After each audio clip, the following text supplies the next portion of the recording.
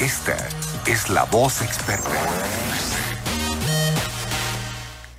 Gracias por continuar con nosotros en Noticias Morelos. Es martes y es momento de fórmula jurídica a través de La Voz Experta del maestro Omar Alexandro López Ortiz. ¿Cómo está, maestro? Muy buenas tardes. ¿Qué tal, Tere? Un gusto saludarte a ti y a tus radioescuchas, a todo tu auditorio. Buenas tardes. Pues con esta situación que no podemos dejar de hablar, tiene que ver con la reforma del Poder Judicial, la cual ya pues prácticamente fue aprobada, incluso ya el INE iniciado pues este proceso de elección que se estará llevando a cabo en nuestro país y tiene que ver con la reforma al Poder Judicial. ¿Cómo se estará aplicando, maestro? Pues mira, evidentemente la intervención pasada dijimos que el día de hoy hablaríamos de cómo consideramos que se debe de implementar o armonizar en los estados, pero antes me gustaría hacerle la recomendación a todo tu auditorio que deben de estar ya muy atentos, ¿no? Porque se viene una elección extraordinaria el primer domingo del mes de junio del 2025, en donde se van a poner en juego tanto las candidaturas de ministros, magistrados, ¿sí?, que tienen que ver específicamente, Tere, con ministras y ministros de la Suprema Corte de Justicia de la Nación, las magistraturas de la Sala Superior y regionales del Tribunal Electoral del Poder Judicial de la Federación. ¿Cuántas plazas son las que se van a convocar? Pues tendrían que convocarse las 11 plazas de la Suprema Corte, 7 de las salas superior y 18 de las salas regionales.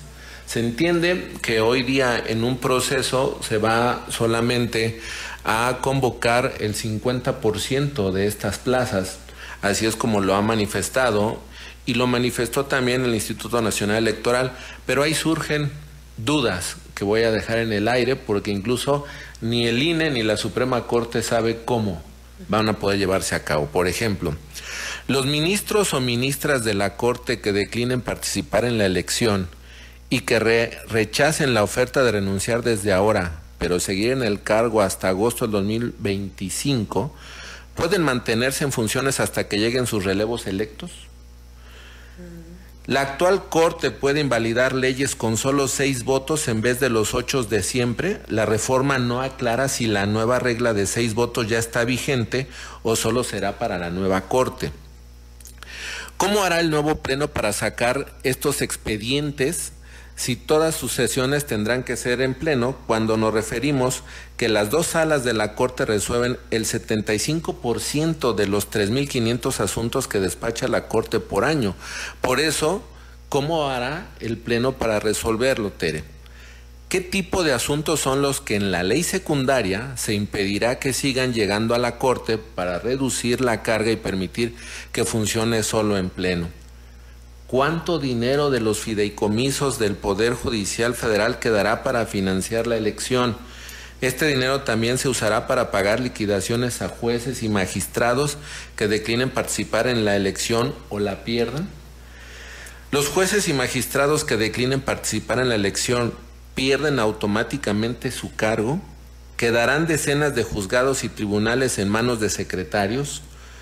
La reforma da a entender que el cargo se pierde por no participar o por no ganar, escenarios en los que se activa el derecho a cobrar la liquidación. ¿Qué pasa, Tere, si la Sala Superior del Tribunal Electoral del Poder Judicial de la Federación anula algún acuerdo del Instituto Nacional Electoral para implementar la elección o si la Corte invalida alguna de estas leyes secundarias? Una de las más importantes que anotamos aquí es: la reforma no pide porcentaje mínimo de participación para que la elección sea válida. Puede votar solo el 10 o el 15% del padrón electoral y una persona puede llegar a ser ministra de la Corte o ministro con el voto de 1 o 2% del total de los electores. Imagínate, Tere. ¿Puede el INE hacer boletas separadas para jueces y magistrados o los tiene que concentrar o todos en una sola? ¿Los cargos que se voten a nivel nacional sí tendrán boletas por separado? Se elimina el requisito de 35 años para magistrado y 30 años para juez, Para magistrado baja de 5 a 3 años de experiencia profesional y para juez, Tere, no se necesita experiencia, lo que significa que cualquiera de nuestros egresados de una licenciatura puede llegar postularse para juez de distrito. Y entonces, nuestra opinión muy personal es que si van a poner en juego 896 magistrados de circuito, 756 plazas de juzgado de distrito, en Morelos solamente hay 21 magistrados de circuito y existen 16 jueces de distrito.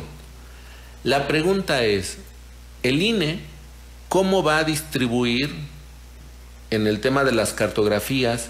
Si la va a implementar la Junta Local del Instituto Nacional Electoral, que está al frente hoy el maestro Dagoberto, o el INPEPAC es el que va a llevar a cabo la elección, ¿cómo lo va a dividir de estos 25 magistrados en los 5 distritos federales? ¿O los van a dividir en los 12 distritos locales? ¿Cómo van a distribuirse estos 16 jueces? Yo entendería que, bueno, lo tendrías que distribuir en estos 5 distritos federales, ¿no? Pero además pero tendría que haber uno de cada distrito, o sea. Pero pues es que si lo multiplicas, si son 5 distritos federales, pues te da para 3 jueces de distrito, te queda volando uno. ¿Cómo lo vas a elegir? ¿Sí? O los 25 magistrados de circuito, ¿cómo los vas a dividir en estos 5 distritos federales? ¿No? Entonces, esta parte es la que tiene que quedar muy clara, porque en las leyes secundarias incluye pues a la Constitución Política del Estado Libre y Soberano de Morelos, y de ahí, bueno, pues evidentemente baja hacia las diferentes leyes orgánicas. Se podría decir, maestro, que está prácticamente en el vacío muchas de estos puntos, ¿no? Porque hay un desconcierto que no se sabe la manera en que van a proceder o cómo es que se estará llevando a cabo para empezar la selección y posteriormente cómo se estará llevando a cabo pues estas elecciones que ya prácticamente está a la vuelta de la esquina, porque pues es un año o menos un año. Menos, y si a eso le agregas que están 22 magistrados del Poder Judicial del Estado de Morelos y 60 jueces locales, ¿cómo vas a llevar a cabo la elección de todos esos impartidores de justicia? Y entonces se viene también la pregunta. ¿Se va a reducir o se queda en lo mismo? Pues no han referido nada en el tema local. Ya se dijo que se va a reducir a 9 ministros, se va a reducir a 7, ¿no? El tema del Poder Judicial electoral. Y entonces aquí es donde se viene cómo se va a establecer este plan integral y calendario del proceso electoral.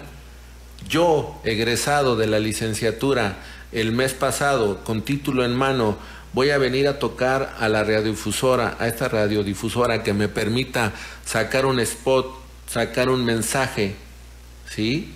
Porque simple y sencillamente me lo pido, o van a obligar, ¿no?, a los medios de comunicación a que atiendan a todos estos aspirantes. ¿Cómo? ¿Cómo se va a llevar a cabo? Nuestra sugerencia, sin duda, es que ocupen los distritos federales, los distritos locales, los distribuyan, ¿sí? Y evidentemente por cada distrito local pues vayan 3 o 4 aspirantes que permita que la ciudadanía pueda conocerlos, puedan caminar, andar haciendo estas campañas de saliva y suela, ¿no?, que les permita estar conociéndolos, porque si así a los que son aspirantes a un cargo de elección popular a veces no los conocen, Tere, hoy cómo van a conocer a estos que aspiran a impartir evidentemente justicia. Sin duda se escucha muy bonito lo que declaró la presidenta del INE el día de ayer, que con esta inauguración del arranque del nuevo proceso extraordinario electoral que prácticamente se apertura ya, ¿cómo se va a implementar para las entidades federativas? Y por ejemplo, quienes están ahorita ocupando uno de estos cargos, ¿hasta cuándo estará permitido que estén? ¿A partir de cuándo podrán hacer campaña? Porque pues tendrán que hacer campaña, no podrán estar desde la oficina sin que nadie los conozca, tratar de obtener pues este cargo, ¿no? Claro, el tema ya han referido que va a ser en mayo, ¿sí? En mayo, prácticamente, en donde van a hacer estas campañas, pero insisto, ¿cómo vas a cuidar el tema de este recurso que va a ser utilizado? ¿Cómo vas a tener representantes en las casillas? ¿Va a haber representantes en las casillas? ¿O de plano solamente las propuestas emanarán de los 3 poderes?